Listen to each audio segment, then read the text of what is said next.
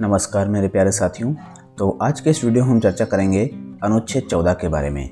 अनुच्छेद 14 किस तरह के प्रावधानों के बारे में बात करता है और किस तरीके से ये व्यक्तियों को कानून के मामले में समान संरक्षण और समानता प्रदान करता है। इन्हीं सारे बिंदुओं पर आज के इस वीडियो में हम चर्चा करेंगे। तो चलिए चीज़ों को एक एक करके समझते हैं। सबसे पहले हम बात करें आर्टिकल 14 की। तो देखिए आर्टिकल 14 से लेकर 18 तक जो हैं ये हमें अलग अलग प्रकार की समानताओं के अधिकार प्रदान करते हैं। ठीक है, ये भी एक तरह के मूल अधिकार हैं और ये समानताओं के अधिकार के बारे में यहाँ पर चर्चा करते हैं।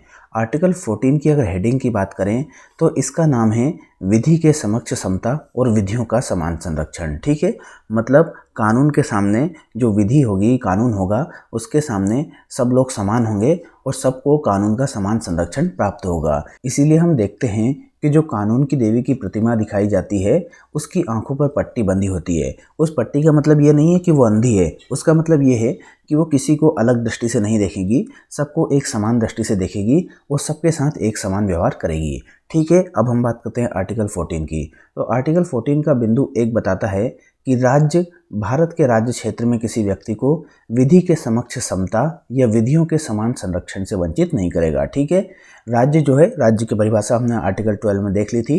तो राज्य जो होगा वो भारत के क्षेत्र में किसी भी व्यक्ति को विधि की जो समान समता होगी और विधियों का जो समान संरक्षण सबको प्राप्त है उससे वंचित नहीं करेगा। और यह जो अधिकार होगा ये नागरिकों और विदेशियों सभी को प्राप्त होगा।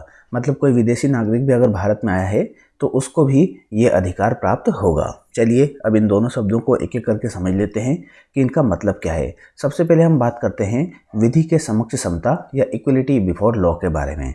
इस विचार की अगर बात करें तो ये ब्रिटिश मूल का विचार माना जाता है और इसके अनुसार कानून के सामने सभी व्यक्ति समान हैं। ठीक है, कोई भी व्यक्ति चाहे वो अमीर हो, गरीब हो, नेता हो, आम आदमी हो, काला गोरा लंबा ठिगना कोई भी हो, इससे कानून को कोई फर्क नहीं पड़ता है और कानून सभी व्यक्तियों पर एक समान रूप से लागू होगा। ठीक है, अब व्यक्ति में कौन कौन शामिल होगा? देखिए व्यक्ति में इंसान तो शामिल होंगे ही, ठीक है, सभी लोग शामिल होंगे, पर सभी विधिक व्यक्ति भी शामिल होंगे, संवैधानिक निगम, कंपनियां, समितियां, ये सभी लोग जो कि अपने दावे कानून के दायरे में आकर कर सकते हैं, इन सबको हम व्यक्ति की परिभाषा में शामिल करेंगे। चलिए अब हम दूसरी बात करते हैं। तो दूसरा यहाँ पर एक शब्द देखने को मिला था, विधियों का समान संरक्षण या equal protection of law. Equal protection of law का जो सिद्धांत है यह अमेरिका का माना जाता है। ठीक है, अमेरिका से प्रभावित माना जाता है और इसका अर्थ यह है कि समान सुरक्षा का अर्थ है समान परिस्थितियों में समान व्यवहार। मतलब ये कानून बताता है कि अगर दो व्यक्ति एक समान स्थिति में हैं तो उनके साथ एक समान व्यवहार किया जाएगा। जैसे अगर मान लेते हैं कि किन्हीं दो व्यक्तियों ने मोबाइल चोरी किए हैं तो भैया आप उन दोनों के साथ एक समान व्यवहार करना है।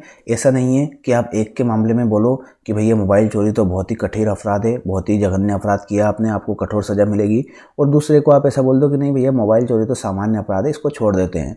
तो इस तरह की बात आपको नहीं करनी है। दोनों व्यक्ति अगर समान स्थिति में हैं तो दोनों के साथ समान व्यवहार किया जाएगा। इसके अनुसार कानून द्वारा प्रदाय विशेष अधिकारों और दायित्वों के संदर्भ में समान परिस्थितियों में समान व्यवहार किया जाएगा। सभी व्यक्तियों के लिए एक ही तरह के कानून एक जैसे अनुप्रयोग से है। वही बात यहाँ पर है, कोई भी हो, चाहे वो नेगेटिव कानून हो, चाहे कोई सुविधा मिलने की बात हो, अगर दो व्यक्ति समान परिस्थितियों में हैं तो उनके साथ समान व्यवहार किया जाएगा। ठीक है, इसमें यह बात निहित है कि जो व्यक्ति वास्तव में असमान परिस्थिति में है उसके साथ समान व्यवहार नहीं किया जा सकता। ठीक है, मतलब कोई वास्तव में ही अगर असमान परिस्थितियों में है तो उनके साथ आपको समान व्यवहार नहीं करना है। ठीक है, ये था हमारा आर्टिकल 14। उम्मीद करते हैं जानकारी आपको अच्छी लगी होगी। अच्छी लगी है तो प्लीज़ वीडियो को लाइक और कमेंट करके जरूर बताएं। साथ ही साथ हमारे चैनल को सब्सक्राइब करके बेल आइकन को प्रेस कर लें।